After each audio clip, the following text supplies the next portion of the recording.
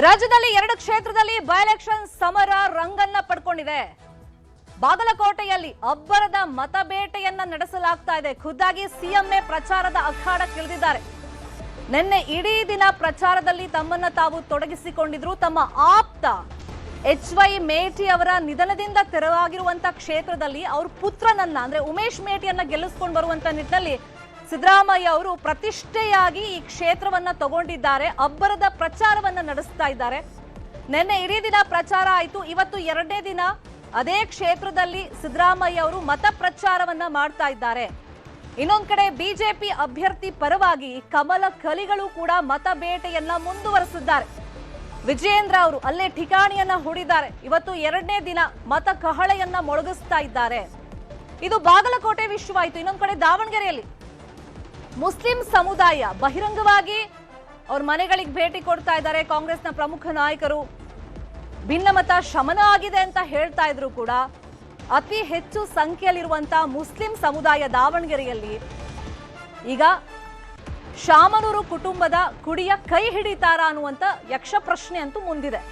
Ticket ಕೈ ತಪ್ಪಿದ್ದಕ್ಕೆ Muslim ನಾಯಕರು ತೀವ್ರ ರೀತಿಯಲ್ಲಿ ಆಕ್ರೋಶ ವ್ಯಕ್ತಪಡಿಸ್ತಾ ಇದ್ದಾರೆ. ಸಚಿವ SS ಮಲ್ಲಿಕಾರ್ಜುನ್ ನಮಗೆ ಮೋಸ ಮಾಡಿದ್ರು, ಮುಸ್ಲಿಮರು ಕಾಂಗ್ರೆಸ್ ವಿರುದ್ಧ ಮತ ಚಲಾಯಿಸಬೇಕು ಅಂತ ಹೇಳಿ ಬಹಿರಂಗವಾಗಿ ಈಗ ನಾಯಕರು, ಮುಸ್ಲಿಂ ನಾಯಕರು, ಜಮೀರ್ ಆಪ್ತರು ಆಕ್ರೋಶವನ್ನ ವ್ಯಕ್ತಪಡಿಸ್ತಾ ಇದ್ದಾರೆ. ಈ ಬಗ್ಗೆ ಕರೆಯನ್ನು ಕೂಡ ಕೊಟ್ಟಿದ್ದಾರೆ. ಹಾಗಾಗಿ ಈಗ ಮುಸ್ಲಿಂ ಸಮುದಾಯ ದಾವಣಗೆರೆಯಲ್ಲಿ ಏನು ಮಾಡುತ್ತೆ ಅನ್ನುವಂಥ ಕುತೂಹಲ ಇದೆ.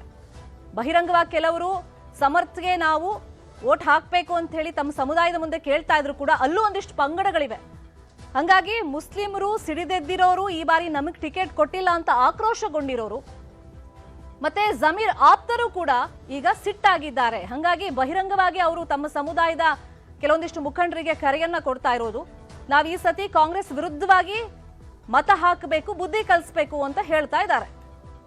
ಹಾಗಾದ್ರೆ ಮುಸ್ಲಿಂ ನಾಯಕರು ಏನ್ ಹೇಳಿದ್ದಾರೆ ಕೇಳೋಣ. Is national level star campaigner ಅವರು, ಆಲ್ ಇಂಡಿಯಾ ಸ್ಟಾರ್ ಕ್ಯಾಂಪೇನರ್, ಕನ್ಯಾಕುಮಾರಿಯಿಂದ ಕಾಶ್ಮೀರ್ವರೆಗೂ is star campaigner Zameer Ahmed Khan ಅಂತ ನಾನು ಹೇಳಕ್ ಇಚ್ಛಪಡ್ತೀನಿ.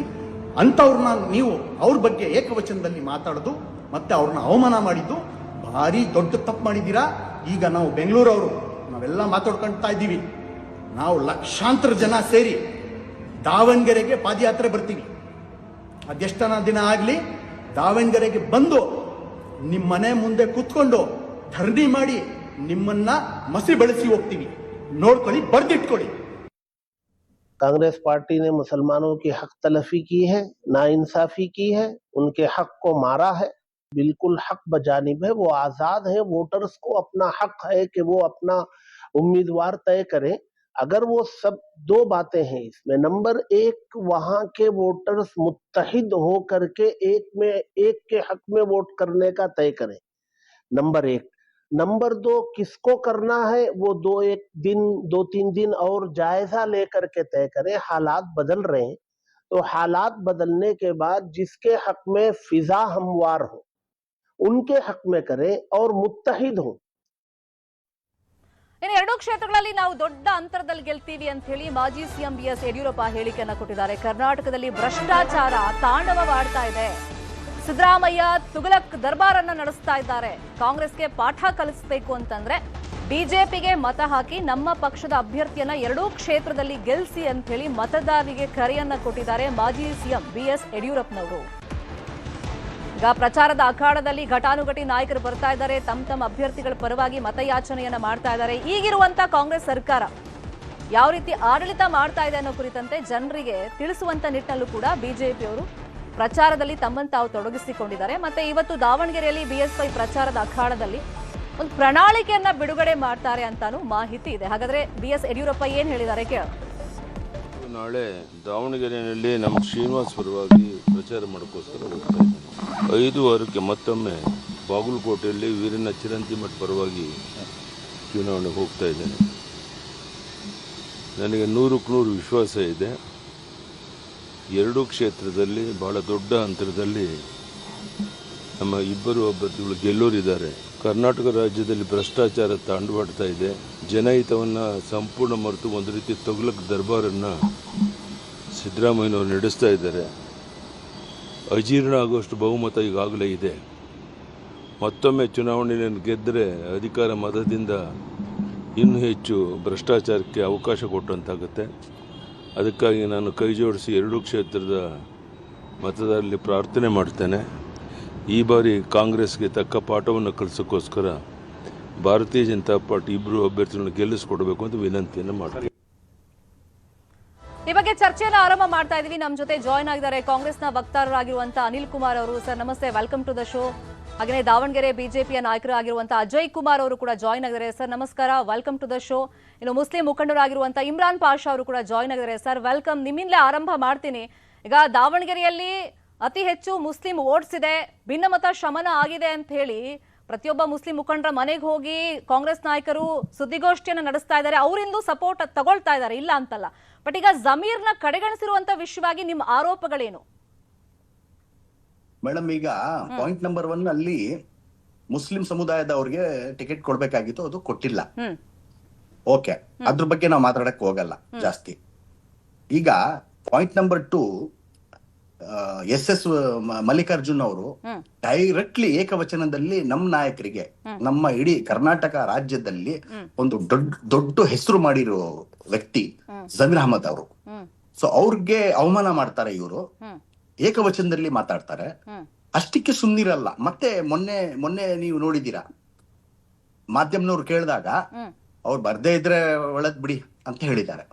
ಇಷ್ಟೊಂದು ಒಂದು ನೆಗ್ಲಿಜೆನ್ಸಿ ತೋರಿಸಿ ಅವ್ರಿಗೆ ಒಂದು ಅವಮಾನ ಮಾಡೋ ತರ ಅವ್ರು ರಿಯಾಕ್ಟ್ ಮಾಡಿದ್ರೆ, ಇಡೀ ಕರ್ನಾಟಕ ಜನತೆ ಜಮೀರ್ ಅಹಮದ್ ಅವ್ರಿಗೆ ನಂಬಿದ್ದಾರೆ. ಅವ್ರದೇ ಒಂದು ಲೀಡರ್ಶಿಪ್ ಅಲ್ಲಿ ಈ ಕರ್ನಾಟಕ ರಾಜ್ಯದಲ್ಲಿ ಕಾಂಗ್ರೆಸ್ ಸರ್ಕಾರ ಬಂದಿರೋದು ಕಾರಣ, ಅದಕ್ಕೆ ಮೂಲ ಕಾರಣ ಜಮೀರ್ ಅಹಮದ್ ಅವರು ಅಂತ ನಾನು ಹೇಳಕ್ ಇಚ್ಛೆ ಪಡ್ತೀನಿ. ಯಾಕಂದ್ರೆ first time after independence, first time ಒಂದು ಪಕ್ಷಕ್ಕೆ ಎಲ್ಲಾ ಒಂದು ಸಮುದಾಯದವರು ಒಂದಾಗಿ ವೋಟ್ ಮಾಡಿರೋದು ಒನ್ ಪ್ಲಾಟ್ಫಾರ್ಮ್ ಅಲ್ಲಿ ಬಂದು 2023 ಅಲ್ಲಿ.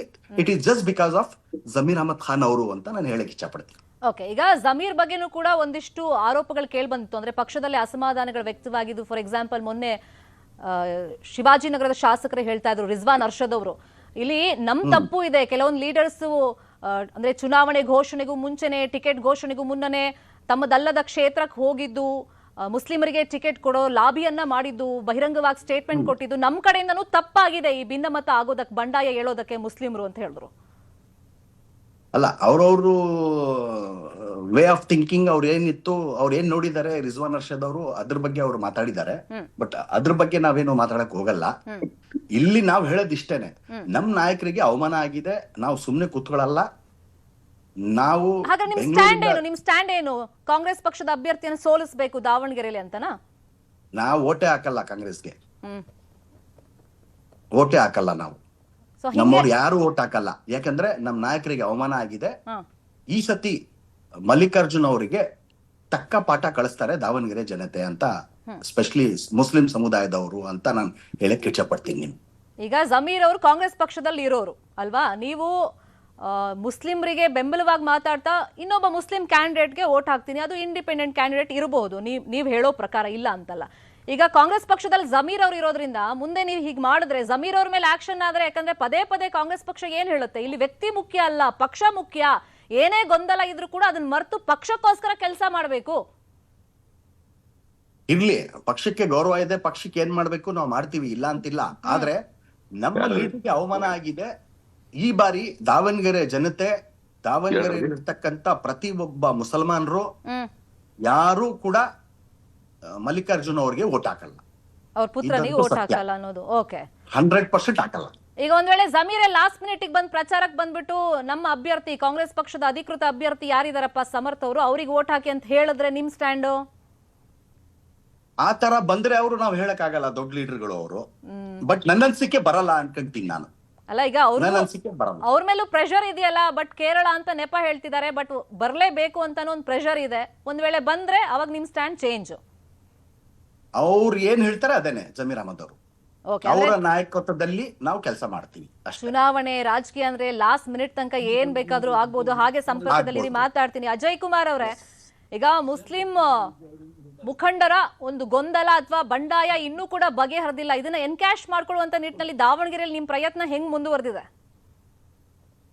ನಮಸ್ತೆ ಮೇಡಮ್. ನಾವು ಪ್ರತಿ ಚುನಾವಣೆಯಲ್ಲೂ ಸಹಿತ ನಾವು ಯಾವ್ದು ಜಾತಿ ಧರ್ಮ ಅಂದೇ ಇರೋ ನಿಟ್ಟಿನಲ್ಲಿ ನಾವ್ ಎಲ್ಲರಲ್ಲೂ ಮತವನ್ನ ಕೇಳುವಂತ ಕೆಲಸವನ್ನ ನಮ್ ಭಾರತೀಯ ಜನತಾ ಪಕ್ಷದವ್ರು ಮಾಡ್ತಾ ಬಂದಿದೀವಿ. ಈ ಬಾರಿ ಅವರಿಗೆ ಟಿಕೆಟ್ ಸಿಕ್ಕಿಲ್ಲ ಅಂತೇಳಿ ಅವ್ರಿಗೆ ಮನಸ್ತಾಪ ಆಗಿರೋದು ಇಡೀ ದೇಶದಾದ್ಯಂತ ಎಲ್ರಿಗೂ ಗೊತ್ತಾಗಿರ್ತಕ್ಕಂಥದ್ದು. ನಾವು ಈಗ ಅವ್ರು ಮುನಿಸ್ಕೊಂಡು ನಾವು ಕಾಂಗ್ರೆಸ್ಗೆ ವೋಟ್ ಹಾಕಲ್ಲ ಅಂತ ಹೇಳೋದ್ಕಿಂತ ಮುಂಚೆನೂ ಕೂಡ ನಾನು ಕಳೆದ 2023 ಚುನಾವಣೆಯಲ್ಲಿ ನಿಂತಾಗ ನಾನು ಅತಿ ಹೆಚ್ಚು ಆಜಾದ್ ನಗರ, ಭಾಷಾನಗರ, ಮಿರ್ಜಾ ಇಸ್ಮಾಯಿಲ್ ನಗರ, ಅಹಮದ್ ನಗರ ನಾನೆಲ್ಲ ತುಂಬಾ ಪ್ರಚಾರ ಮಾಡಿದ್ದೆ. ತುಂಬಾ ಜನರು ಮನೆ ಬಾಕಿಗೆ ಹೋಗಿ ಅವ್ರಿಗೆ ಮತವನ್ನ ಕೇಳಿದ್ದೆ. ಸುಮಾರು 2,000 ಮತದಾರರು ನನಗ್ ವೋಟ್ ಹಾಕಿದ್ರು. ಹಾಗಾಗಿ ಈ ಬಾರಿ ಅವರಲ್ಲಿ ಆಗಿರ್ತಕ್ಕಂತ ಗೊಂದಲದಿಂದ ಅಲ್ಪಸಂಖ್ಯಾತರು ಬಿಜೆಪಿಗೆ ನೇರವಾಗಿ ವೋಟ್ ಅನ್ನ ಹಾಕ್ತೇವೆ ಅಂತೇಳಿ ನಾವು ಮತವನ್ನ ಕೇಳಲಿಕ್ಕೆ ಹೋದಂತ ಸಂದರ್ಭದಲ್ಲಿ ಅಲ್ಲಿಯ ಮುಸಲ್ಮಾನ ಬಾಂಧವರು ಹೇಳಿರ್ತಕ್ಕಂಥದ್ದು. ಹಾಗಾಗಿ ಈ ಬಾರಿ ಅಲ್ಲೇನು 84,000ಕ್ಕಿಂತ ಹೆಚ್ಚು ಮತ ಇದೆ. ಅದರಲ್ಲಿ 50% ಬಿಜೆಪಿಗೆ ಹಾಕ್ತಾರೆ ಅನ್ನೋ ಒಂದು ಭರವಸೆ ಇದೆ. ಯಾಕಂದ್ರೆ ಭಾರತ ದೇಶದಲ್ಲಿ ನರೇಂದ್ರ ಮೋದಿಜಿ ಅವರು 12 ವರ್ಷ ಆಯ್ತು ಅಧಿಕಾರಕ್ಕೆ ಬಂದ್ರು. ಇಲ್ಲಿಯ ತನಕನೂ ಕೂಡ ಯಾವ ಒಂದು ಸಣ್ಣ ಗಲಾಟೆನೂ ಕೂಡ ಆಗಿಲ್ಲ. ದೇಶವನ್ನ ಅಭಿವೃದ್ಧಿ ಪಥದತ್ತ ತಗೊಂಡು ಹೋಗ್ತಾ ಇರೋದನ್ನ ಗಮನಿಸಿದ್ದಾರೆ ಅಲ್ಪಸಂಖ್ಯಾತರು. ಹಾಗಾಗಿ ಬಿಜೆಪಿಯನ್ನ ಒಪ್ಕೊಂಡಿದ್ದಾರೆ. ಈ ಬಾರಿ ಬಿಜೆಪಿ ವೋಟ್ ಹಾಕ್ತಾರೆ ದಾವಣಗೆರೆ ದಕ್ಷಿಣದಲ್ಲಿ ಅಂತ ಹೇಳಿಕ್ ಬಯಸ್ತಾರೆ. ಓಕೆ, ಅನಿಲ್ ಕುಮಾರ್ ಅವರೇ, ಒಂದ್ ಕಡೆ ನಿನ್ನೆ ವಿಜೇಂದ್ರ ಅವರು ಓಪನ್ ಆಗಿ ಸ್ಟೇಟ್ಮೆಂಟ್ ಕೊಟ್ಟಿದ್ರು, ನಾನು ಪ್ರಾಮಾಣಿಕವಾಗಿ ಹೇಳ್ತಾ ಇದ್ದೀನಿ, ಉಡಾಫೆಯಿಂದಲ್ಲ, ಕಾಂಗ್ರೆಸ್ ಅವರು ಒಳಗೆ ನಮ್ಗೆ ಸಪೋರ್ಟ್ ಮಾಡ್ತಿದ್ದಾರೆ ಅನ್ನೋ ಸ್ಟೇಟ್ಮೆಂಟ್ ಜೊತೆಯಲ್ಲಿ ಈಗ ಕಾಂಗ್ರೆಸ್ ವಿರುದ್ಧವಾಗಿ ಮುಸ್ಲಿಮರು ಈ ರೀತಿ ಸಿಡಿದೆದ್ದಿರೋದು, ಜಮೀರಿಗೆ ಅಪಮಾನ ಆಗಿದೆ, ಹಂಗಾಗಿ ಕಾಂಗ್ರೆಸ್ ವೋಟ್ ಹಾಕಬೇಡಿ ಅಂತ ಹೇಳ್ತಿರೋದು. ಸೊ ದಾವಣಗೆರೆ ಭಾಗಕ್ಕೆ ಎಷ್ಟು ಎಫೆಕ್ಟ್ ಆಗುತ್ತೆ ಅನ್ಸುತ್ತೆ ನಿಮ್ಗೆ ಕಾಂಗ್ರೆಸ್ ಪಕ್ಷದ ಅಭ್ಯರ್ಥಿ ಮೇಲೆ? ಮೇಡಮ್ ನಮಸ್ಕಾರ. ಇದನ್ನ ಯತ್ನಾಳ್ ಸಾಹೇಬ್ರಿಗೆ ಕೇಳಿದ್ರೆ ಒಳ್ಳೇದು ಅನ್ಕೊಂತೀನಿ. ಯಾಕಂದ್ರೆ ನಾನು ಸೂಕ್ತವಾದ ವ್ಯಕ್ತಿ ಅಲ್ಲ ಅನ್ಕೊಂತೀನಿ ಈ ವಿಚಾರದಲ್ಲಿ ಮಾತಾಡೋದಕ್ಕೆ. ಯಾಕಂದ್ರೆ ಯತ್ನಾಳ್ ಅವ್ರು ಚೆನ್ನಾಗಿ ಹೇಳ್ತಾರೆ ವಿಜೇಂದ್ರ ಅವ್ರ ಬಗ್ಗೆ, ಯಾರಿಗೆ ಸಪೋರ್ಟ್ ಮಾಡ್ತಾರೆ ಅನ್ನೋ ವಿಚಾರ. ಒಂದು. ಎರಡನೇದು, ಆಗ್ಲೇ ನನ್ನ ಸ್ನೇಹಿತರಾದಂತ ಇಮ್ರಾನ್ ಪಾಷಾ ಅವ್ರು ಮಾತಾಡ್ತಿರ್ಬೇಕಾದ್ರೆ ಅವ್ರಿಗೆ ದುಃಖ ಆಗಿದೆ, ಅದನ್ನ ನಾನು ಸಂಪೂರ್ಣವಾಗಿ ಬೆಂಬಲಿಸ್ತೀನಿ. ಅದ್ರ ಜೊತೆಗೆ ಜಮೀರ್ ಅಹಮದ್ ಖಾನ್ ಅವರು ನನ್ನ ಆತ್ಮೀಯ ಮಿತ್ರರು, ಜೊತೆಗೆ ನಮ್ಮ ರಾಜ್ಯದ ಒಬ್ಬ ದೊಡ್ಡ ನಾಯಕರು, ಈ ದೇಶ ಕಂಡಂತ ಅತಿ ಒಳ್ಳೆಯ ಒಂದು ಮನುಷ್ಯ ಅಂತ ಹೇಳಿದ್ರು ತಪ್ಪಾಗ್ಲಿಕ್ಕಿಲ್ಲ. ಯಾಕಂದ್ರೆ ಆ ಮನುಷ್ಯನ ಹೃದಯ ಅಷ್ಟು ದೊಡ್ಡದಿದೆ.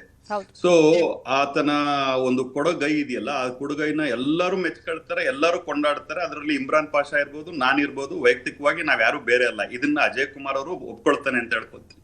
ಯಾಕಂದ್ರೆ ಅಜಯ್ ಕುಮಾರ್ ಸಹ ಒಬ್ಬ ಮಾನವೀಯತೆಯ ಮೌಲ್ಯಗಳನ್ನ ಇಟ್ಕೊಂಡು ರಾಜಕೀಯ ಮಾಡ್ತಕ್ಕಂಥ ವ್ಯಕ್ತಿ ಆಗಿರೋದ್ರಿಂದ ಇವತ್ತು ನನಗೆ ಖುಷಿ ಆಗ್ತದೆ. ಎಲ್ಲ ಒಂದ್ ಕಡೆಯಿಂದ ಭಾರತೀಯ ಜನತಾ ಪಾರ್ಟಿ ಅವ್ರು ಹೋಗಿ ಮೈನಾರಿಟೀಸ್ ಹತ್ರ ವೋಟ್ ಕೇಳ್ತಾರೆ, ಮೈನಾರಿಟೀಸ್ ಅವ್ರು ನಮ್ಮವರು ಅಂತಂದಾಗ ಈ ದೇಶ ಒಂದು ಉತ್ತಮವಾದಂತ ದಿಕ್ಕಿಗೆ ಹೋಗ್ತಾ ಇದೆ ಅಂತ ಅನ್ನೋ ಒಂದು ಭಾವನೆ. ರಾಜಕಾರಣದವ್ರು ಇದನ್ನ ಬಯಸೋದೇ ಇಲ್ವಲ್ಲ ಸರ್? ಇಲ್ಲ ಅದು ಏನು ಅಂತಂದ್ರೆ ತಪ್ಪು ತಿಳ್ಕೊಬೇಡಿ. ಇದು ಏನಾಗಿದೆ ಅಂತಂದ್ರೆ ಇವತ್ತು ಈ ತರದ ವಿಶ್ಲೇಷಣೆಗಳು ಮಾಡುವಂತದ್ದು ತಪ್ಪು ಅಂತ ನನ್ನ ಭಾವನೆ. ಅಂದ್ರೆ ಒಂದು ಮಾಧ್ಯಮಗಳಿಗೆ ಕೂತ್ಕೊಂಡು ಈ ತರದೊಂದು ಹಿಂದೂ ಮುಸ್ಲಿಂ ಅನ್ನೋ ವಿಶ್ಲೇಷಣೆ ಮಾಡೋದು ಸಹ ತಪ್ಪು ಅಂತ ನನ್ನ ಭಾವನೆ. ವೋಟ್ ಬ್ಯಾಂಕ್ ಅಂತ ಕನ್ಸಿಡರ್ ಮಾಡಿಲ್ವಾ ಅಲ್ಪಸಂಖ್ಯಾತರನ್ನ, ಮುಸ್ಲಿಮರನ್ನ ಇಷ್ಟು ವರ್ಷ? ಅಷ್ಟು ಈಸಿಯಾಗಿ ಬಿಟ್ಕೊಡಕ್ ರೆಡಿ ಇದೀರಾ ಈ ಚುನಾವಣೆಯಲ್ಲಿ ನೀವು ಹಾಗಾದ್ರೆ? ಮೇಡಮ್, ಈಗ ನಾವು ಅಧಿಕೃತವಾಗಿ ಎಲ್ಲಾದ್ರೂ ಪ್ರೆಸ್ ಮೀಟ್ ಮಾಡಿ ದೇಶಕ್ಕೆ ನಾವ್ ಹೇಳಿದೀವ ಮೈನಾರಿಟೀಸ್ ನಮಗ್ ಕೊಟ್ಟಿದ್ದಾರೆ, ಇಲ್ಲ ಬೇರೆಯವ್ರು ನಮ್ಗೆ ಲಿಂಗಾಯತರ ನಮ್ಗೆ ಕೊಟ್ಟಿದ್ದಾರೆ. ಈಗ ಫಾರ್ ಎಕ್ಸಾಂಪಲ್ ಒಂದ್ ನಿಮಿಷ ಈಗ ನಾನ್ ಹೇಳ್ತಿರೋದೇನು ಅಂತಂದ್ರೆ, ಭಾರತೀಯ ಜನತಾ ಪಾರ್ಟಿಯವರು ಅವ್ರಿಗೆ ಬೇಕಾಗಿರುವಂತ ಸಾಮಗ್ರಿಗಳನ್ನ ಯೂಸ್ ಮಾಡ್ಕೊಂಡು ಎಲೆಕ್ಷನ್ ಅನ್ನ ಗೆಲ್ಲಕ್ಕೆ ಪ್ರಯತ್ನ ಮಾಡ್ತಾರೆ. ಅದೇ ರೀತಿ ಕಾಂಗ್ರೆಸ್ ಸಹ ಇವತ್ತು ಇಮ್ರಾನ್ ಪಾಷಾ ಅವರಾಗಿರ್ಬೋದು, ಜಮೀರ್ ಅಹಮದ್ ಆಗಿರ್ಬೋದು, ಅನಿಲ್ ಅವರಾಗಿರ್ಬೋದು, ಇಲ್ಲ ಸಿದ್ದರಾಮಯ್ಯನವರಾಗಿರ್ಬೋದು, ಎಲ್ಲರೂ ಸಹ ಮುಂದೆ ಇರುವಂತ ಒಂದೇ ಗುರಿ ಏನಂತಂದ್ರೆ ನಾವ್ ಈ ಚುನಾವಣೆ ನಿಂಗ್ ಗೆಲ್ಲಬೇಕು ಅಂತ. ಅದಿಷ್ಟು ಬಿಟ್ರೆ ಇಲ್ಲಿ ಬೇರೆ ಯಾವ್ದೋ ಒಂದ್ ಜಾತಿಗೆ ಸೀಮಿತವಾಗಿರುವಂತದ್ದು. ಈಗ ಫಾರ್ ಎಕ್ಸಾಂಪಲ್ ನಾವು ರಾಯಚೂರು ಒಳಗಡೆ ಮೈನಾರಿಟೀಸ್ ಟಿಕೆಟ್ ಕೊಟ್ವಿ. ಇನ್ಫ್ಯಾಕ್ಟ್ ಅಲ್ಲಿ ರವಿ ಬೋಸರಾಜ್ ಅವರೊಬ್ಬ ದೊಡ್ಡ ಆಸ್ಪಿರೆಂಟ್, ಅವ್ರು ಕೊಟ್ಟರೆ ಗೆಲ್ತಾರೆ ಅನ್ನೋದು ಸಹ ಗುಂಗಿತ್ತು. ಬಟ್ ನಮ್ಗೇನಂತಂದ್ರೆ ಅಲ್ಲಿ ಯಾದಗಿರಿ ಜಿಲ್ಲೆ ಆಗಿರ್ಬೋದು, ರಾಯಚೂರು ಆಗಿರ್ಬೋದು, ಯಾವುದೇ ಕಾರಣಕ್ಕೂ ನಾವು ಅಲ್ಲಿ 2 ಡಿಸ್ಟಿಕ್ ನಡುವೆ ನಾವು ಮೈನಾರಿಟೀಸ್ ಕೊಟ್ಟಿಲ್ಲ. ನಾವು ಒಂದೇ ಒಂದು ಕಾರಣಕ್ಕಾಗಿ ನಾವು ಅಲ್ಲಿ ಟಿಕೆಟ್ ಕೊಟ್ವಿ, ಸೋತ್ವಿ. ಅದು ಬೇರೆ ವಿಚಾರ, ಸೋಲು ಗೆಲುವು ಎಲ್ಲ ಇದ್ದೇ ಇರ್ತದೆ. ಆಗ್ಲೇ ಯಡಿಯೂರಪ್ಪನವ್ರು ಮಾತಾಡೋ ಬರದಲ್ಲಿ ಹೇಳ್ತಾ ಇದ್ರು, ಅವರಿಗೆ ಹೊಟ್ಟೆ ತುಂಬೋಗಿದೆ, ಅಷ್ಟು ಮೆಜಾರಿಟಿ ಇದೆ ಅಂತೆ. ಈಗ ಒಂದು ಕಡೆಯಿಂದ ಯಡಿಯೂರಪ್ಪನವರು ಭ್ರಷ್ಟಾಚಾರ ಅನ್ನೋ ವಿಚಾರ ಮಾತಾಡ್ತಾರೆ, ಇನ್ನೊಂದ್ ಕಡೆಯಿಂದ ವಿಜಯೇಂದ್ರ ಅವರು ಆರ್ ಅಶೋಕ್ ಅವ್ರ ಸದನದಲ್ಲಿ ಕುತ್ಕೊಂಡ್ಬಿಟ್ಟು ದುಡ್ಡೇ ಇಲ್ಲ ಈ ಸರ್ಕಾರದಲ್ಲಿ ಅಂತ ಹೇಳ್ತಾರೆ. ಒಂದ್ ಕಡೆಯಿಂದ 60,000 ಕೋಟಿ ಸರ್ಕಾರ DBT ಮಾಡ್ತಾ ಇದೆ, ಸರಿಸುಮಾರು 500 ಕೋಟಿ ಈಗ ದಾವಣಗೆರೆ ಉತ್ತರ ಕ್ಷೇತ್ರಕ್ಕೆ ನಾವು ಏನ್ ಕೊಟ್ಟಿದೀವಿ ಅದನ್ನ ಮುಂದೆ ಇಟ್ಕೊಂಡು ಎಲೆಕ್ಷನ್ ಮಾಡುವಂತ ಕೆಲಸ ಮಾಡ್ತೀವಿ ಬಿಟ್ರೆ ಯಾವುದೇ ರೀತಿಯ ಜಾತಿ ಆಗ್ಲಿ ಧರ್ಮ ಆಗ್ಲಿ ಈ ತರದ ವಿಚಾರಗಳನ್ನ ಇಟ್ಕೊಂಡು ಎಲೆಕ್ಷನ್ ಮಾಡುವಂತ ಪರಿಸ್ಥಿತಿ ಕಾಂಗ್ರೆಸ್ ಅಲ್ಲಿ ಇಲ್ಲ ಅಂತ ಹೇಳಿ ಈ ಸಂದರ್ಭದಲ್ಲಿ ಹೇಳಕ್ಕೆ ಇಚ್ಛೆ ಪಡ್ತೀನಿ.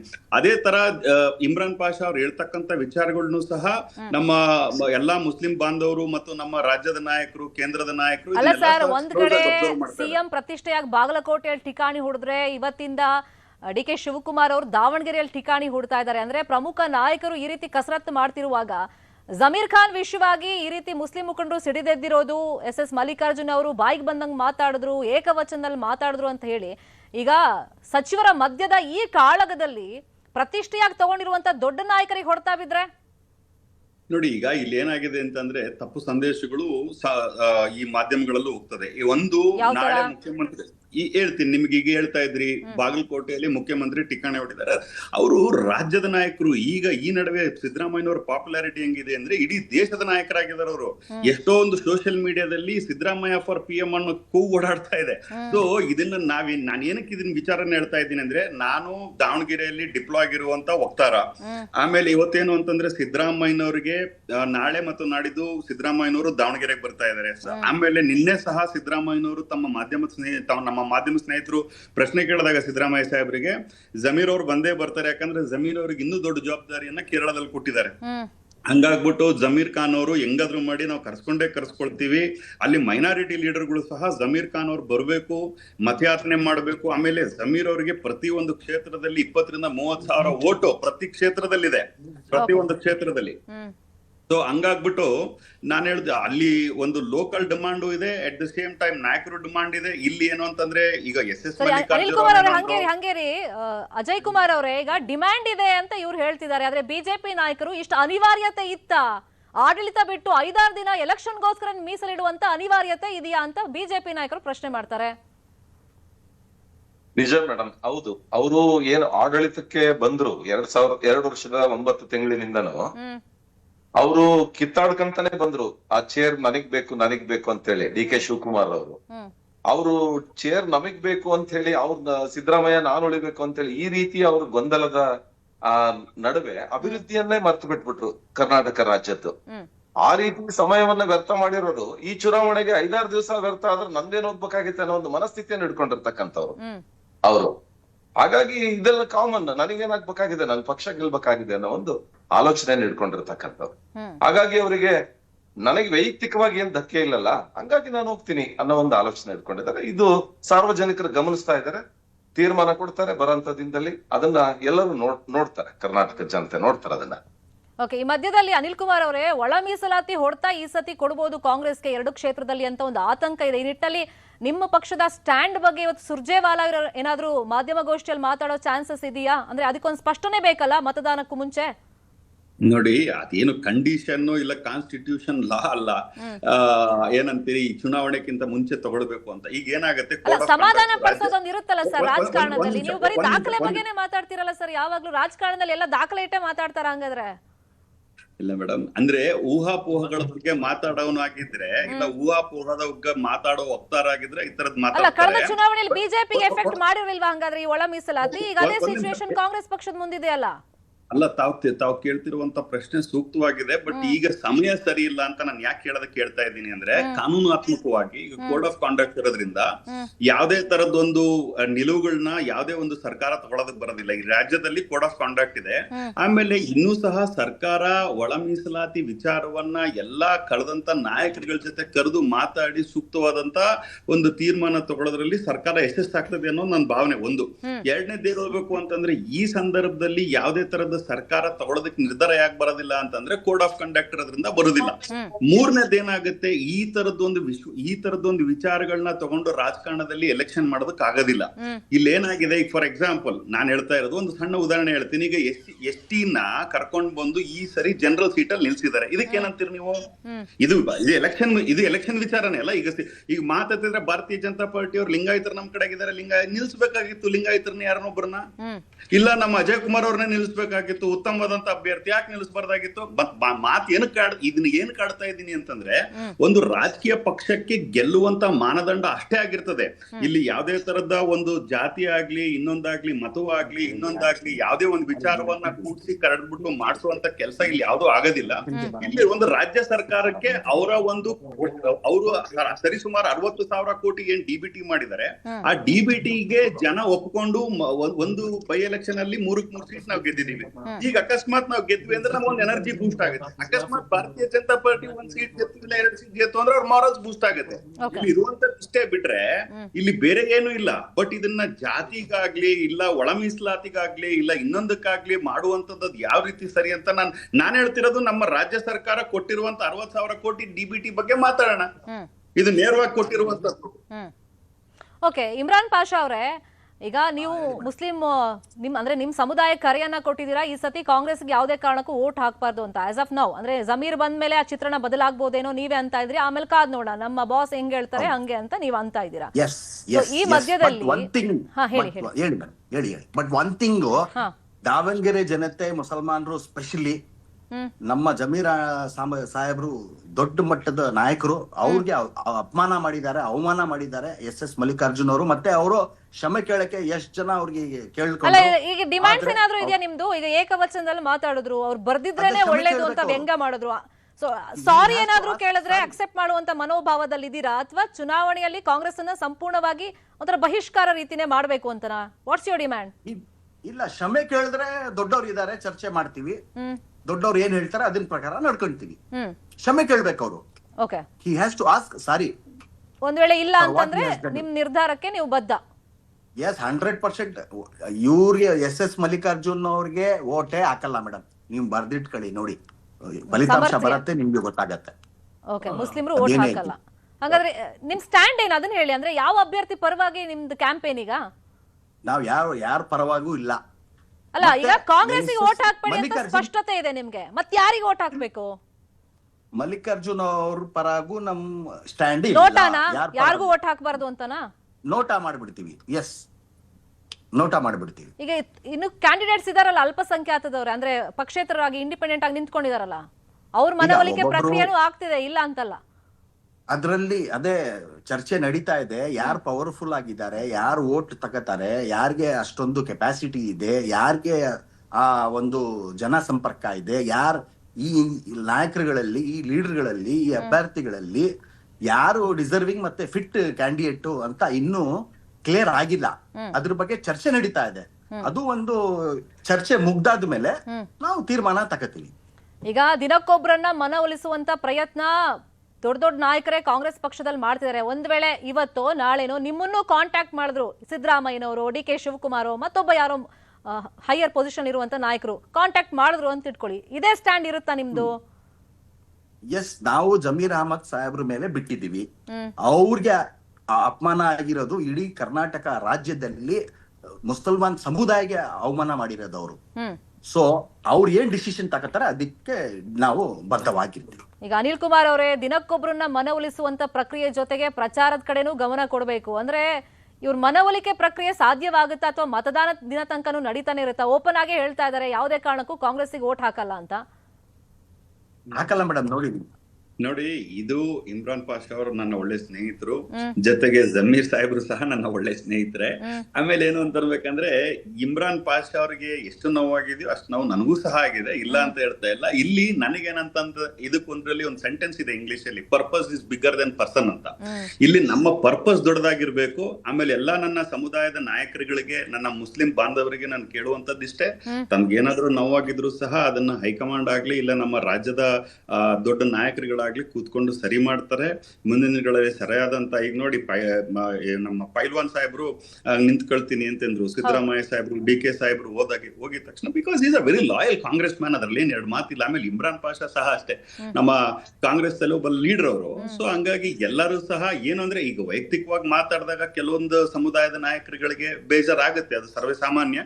ಅದನ್ನ ಯಾವ ರೀತಿ ಮುಂದಿನ ದಿನಗಳಲ್ಲಿ ಹೈಕಮಾಂಡ್ ಸರಿಯಾದಂತ ಏನೋ ಸ್ಥಾನಮಾನ ಕೊಡುವಂತ ಒಂದು ನಿಟ್ಟಿನಲ್ಲಾಗಿರ್ಬೋದು, ಪೈಲ್ವಾನರ್ಗಾಗಿರ್ಬೋದು, ಇಲ್ಲ ಅಂತಂದ್ರೆ ನಮ್ಮ ಯಾರು ನಮ್ಮ ಜಮೀರ್ ಸಾಹೇಬ್ರನ್ನ ಕರೆದ್ಬಿಟ್ಟು Okay. ಮಲ್ಲಿಕಾರ್ಜುನ್ ಸಾಹೇಬ್ರನ್ನ ಕರೆದ್ಬಿಟ್ಟು ಮಾತಾಡಿಸಿ ಕಾಂಪ್ರಮೈಸ್ ಮಾಡುವಂತ ಕೆಲಸ ಸಹ ಮಾಡ್ಬೋದು. ಸೊ ಇಲ್ಲಿ ನಾನ್ ಹೇಳುವಂತದ್ದು ಇಷ್ಟೇ, ಈ ಒಂದು ಎಲೆಕ್ಷನ್ ಧರ್ಮ ಜಾತಿ ಆಧಾರಿತವಾಗಿ ಬಿಟ್ಟು ಇವತ್ತು ಅಭಿವೃದ್ಧಿ ಆದಿಯ ಪಟ್ಟದಲ್ಲಿ ಏನಾದ್ರು ನಾವು ಹೋದ್ವಿ ಅಂತಂದ್ರೆ ಮುಂದಿನ ದಿನಗಳಲ್ಲಿ ಒಂದು ರಾಜ್ಯ ಆಗ್ಲಿ ಒಂದು ದೇಶ ಆಗ್ಲಿ ಕಟ್ಟೋದಕ್ಕೆ ಸೂಕ್ತವಾದಂತ ಒಂದು ಬೇಸ್ಮೆಂಟ್ ನ ನಾವು ಆಗ್ದಂಗ ಆಗುತ್ತೆ. ಬಿಟ್ರೆ ಈ ತರದ ವಿಚಾರಗಳನ್ನ ನಾನು ಅಜಯ್ ಕುಮಾರ್ ಅವರು ಒಪ್ಕೊಳ್ತಾರೆ ಅನ್ಕೊಂಡಿದ್ದೀನಿ, ಇಮ್ರಾನ್ ಪಾಷಾ ಅವರು ಒಪ್ಕೊಂಡಿದ್ದಾರೆ ಅನ್ಕೊಳ್ತೀನಿ ಈ ವಿಚಾರದಲ್ಲಿ. ಫೈನ್. ಅಜಯ್ ಕುಮಾರ್ ಅವರೇ, ಕೊನೆ ಪ್ರಶ್ನೆ. ಈಗ ನಿಮ್ ಪಕ್ಷದಲ್ಲೂ ಒಂದಿಷ್ಟು ಅಸಮಾಧಾನಗಳಿತ್ತು, ಅದನ್ನೆಲ್ಲ ಮೆಟ್ಟಿ ನಿಂತು ಒಗ್ಗಟ್ಟು ಪ್ರದರ್ಶನ ಅಂತೂ ಕಾಣಿಸ್ತಾ ಇದೆ. ಈ ಸಂದರ್ಭದಲ್ಲಿ ಯತ್ನಾಳ್ ಅವರು ಎರಡು ಕಡೆ ಪ್ರಚಾರಕ್ಕೆ ಬರ್ತಾರಾ? ಆ ಪ್ರಶ್ನೆಗೆ ಉತ್ತರ ಸಿಕ್ಕಿಲ್ಲ ಇನ್ನು. ಮೇಡಮ್, ನಮ್ಮ ದಾವಣಗೆರೆನಲ್ಲಿ ಸಣ್ಣ ಪುಟ್ಟ ವ್ಯತ್ಯಾಸಗಳಿದ್ದಿದ್ದು ಸಹಜ. ಆದ್ರೆ ಪಕ್ಷದ ವರಿಷ್ಠರ ತೀರ್ಮಾನವನ್ನ ನಾವೆಲ್ಲ ಗೌರವಿಸಿದೀವಿ. ನಾವೆಲ್ಲ ಒಗ್ಗಟ್ಟಾಗಿ ಚುನಾವಣೆಯನ್ನ ಫೇಸ್ ಮಾಡ್ತಾ ಇದೀವಿ. ಯತ್ನಾಳ್ ಅವರು ಬಾಗಲಕೋಟೆನಲ್ಲಿ ಭಾರತೀಯ ಜನತಾ ಪಕ್ಷಕ್ಕೆ ಬೆಂಬಲವನ್ನು ವ್ಯಕ್ತಪಡಿಸಿದ್ದಾರೆ. ದಾವಣಗೆರೆ ನಡೀತಾ ಇದೆ. ಅವರು ಏನ್ ಹೇಳ್ತಾರೆ ಅನ್ನೋದನ್ನ ಕಾಯ್ತಾ ಇದೀವಿ, ಕೇಳ್ತೀವಿ. ಇದಲ್ದೇನೆ ಮೇಡಮ್, ನಾನ್ ವೈಯಕ್ತಿಕವಾಗಿ ಒಂದ್ ಮಾತನ್ನ ನಾನು ಹೇಳಲಿಕ್ಕೆ ಬಯಸ್ತೇನೆ. ಮುಸಲ್ಮಾನ ಬಾಂಧವರು ಈಗೇನು ನಮ್ಮ ಜಮೀರ್ ಅಹಮದ್ ಅವರಿಗೆ ಗೌರವಕ್ಕೆ ಧಕ್ಕೆ ತಂದಿದ್ದಾರೆ. ಹಾಗಾಗಿ ನಾವು ಅಲ್ಪಸಂಖ್ಯಾತರಿಗೆ ದಕ್ಷಿಣ ಭಾಗದಲ್ಲಿ ಟಿಕೆಟ್ ಕೊಟ್ಟಿಲ್ಲ, ನಾವೀಗ ಅವ್ರನ್ನ ಕಾಂಗ್ರೆಸ್ ಅನ್ನ ತಿರಸ್ಕಾರ ಮಾಡಿದ್ದೇವೆ, ನಾವು ನೋಟಾಗಾದ್ರೂ ಹಾಕ್ತೇವೆ, ಕಾಂಗ್ರೆಸ್ಗೆ ಹಾಕಲ್ಲ, ಸೋಲಿಸ್ತೀವಿ ಅಂತ ಹೇಳ್ತಾ ಇದ್ದಾರೆ. ಇದು ದಾವಣಗೆರೆ ದಕ್ಷಿಣದಲ್ಲಿ ಎಲ್ಲ ಅಲ್ಪಸಂಖ್ಯಾತರ ಮನೆ ಮಾತಾಗಿರ್ತಕ್ಕಂಥದ್ದು. ನಾನು ಒಂದು ಅಲ್ಪಸಂಖ್ಯಾತರಲ್ಲಿ ಹೇಳಲಿಕ್ಕೆ ಬಯಸ್ತೇನೆ. ಏನಂದ್ರೆ ಒಂದ್ ನಿಮಿಷ ಮೇಡಮ್, ಏನಂದ್ರೆ ಈಗ ಅಲ್ಪಸಂಖ್ಯಾತರು ಯಾವಾಗ್ಲೂ ಕಾಂಗ್ರೆಸ್ನವರು ಪರವಾಗಿದ್ದಾರೆ, ಕಾಂಗ್ರೆಸ್ಗೆ ಬಿಟ್ರೆ ಬೇರೆದಕ್ಕೆ ಓಟ್ ಹಾಕೋದಿಲ್ಲ ಅಂತ ಹೇಳಿ ಏನ್ ಹೇಳ್ತಾ ಇದ್ರು ಕಾಂಗ್ರೆಸ್ನವರು. ಈ ಬಾರಿ ಇವ್ರು ಹೇಳ್ತಾ ಇದಾರೆ ನಾವು ಕಾಂಗ್ರೆಸ್ಗೆ ಹಾಕಲ್ಲ ಅಂತ ಹೇಳಿ. ಇದನ್ನ ಸಾಬೀತ್ ಮಾಡಿದ್ರೆ ನಿಜವಾಗ್ಲೂ ಹೇಳ್ತೀನಿ, ಕರ್ನಾಟಕ ರಾಜ್ಯದಲ್ಲಿ ಅಲ್ಪಸಂಖ್ಯಾತರಿಗೆ ಹೆಚ್ಚಿನ ಶಕ್ತಿ ಬರುತ್ತೆ. ಯಾಕಂದ್ರೆ ಕೊಟ್ಟ ಮಾತನ್ನ ಉಳಿಸ್ಕೊಳ್ಳದೆ ಇರೋಂತ ಒಂದು ಸಮಾಜ ಅಲ್ಪಸಂಖ್ಯಾತ ಸಮಾಜ ಅಂತ ಹೇಳ್ತಾರೆ. ಹಾಗಾಗಿ ಇಲ್ಲಿ ಒಬ್ರು ಬಾಯಲ್ಲ, ಸಾವಿರಾರು ಜನರ ಬಾಯಲ್ಲಿ ಈ ಮಾತು ಬಂದಿರೋದ್ರಿಂದ ಈ ಬಾರಿ ಉಳಿಸ್ಕೊಂಡ್ರೆ ರಾಜ್ಯದಲ್ಲಿ ಇನ್ನೂ ಹೆಚ್ಚು ಗೌರವ ಸಿಗಬಹುದು ಅನ್ನೋದು ನನ್ನ ಒಂದು ಆಲೋಚನೆ. ಮತದಾನದ ಕೊನೆ ಗಳಿಗೆ ತನಕ ಏನಾಗುತ್ತೆ ರಾಜಕಾರಣದಲ್ಲಿ ಯಾರು ಹೇಳಕ್ಕಾಗಲ್ಲ ಸರ್, ಎಲ್ಲ ಅನ್ಎಕ್ಸ್ಪೆಕ್ಟೆಡ್ ಆಗಿ ನಡೆಯುತ್ತೆ. ಸೊ ಏನಾಗುತ್ತೆ ನೋಡೋಣ. Thank you so much Imran Pasha ಅವರೇ, thank you so much Ajay Kumar ಅವರೇ, thank you so much Anil Kumar ಅವರೇ ಇವತ್ತಿನ ಚರ್ಚೆಯಲ್ಲಿ ಪಾಲ್ಗೊಂಡಿದ್ದಕ್ಕೆ ಥ್ಯಾಂಕ್ ಯು ಸೋ ಮಚ್. ಇದಾಗಿತ್ತು ಇವತ್ತಿನ ಮಾತುಕತೆ. ನೋಡ್ತಾ ಇರಿ ನ್ಯೂಸ್ 18 ಕನ್ನಡ, ಜಾಲ ನಮ್ಮದು, ಬಲ ನಿಮ್ಮದು.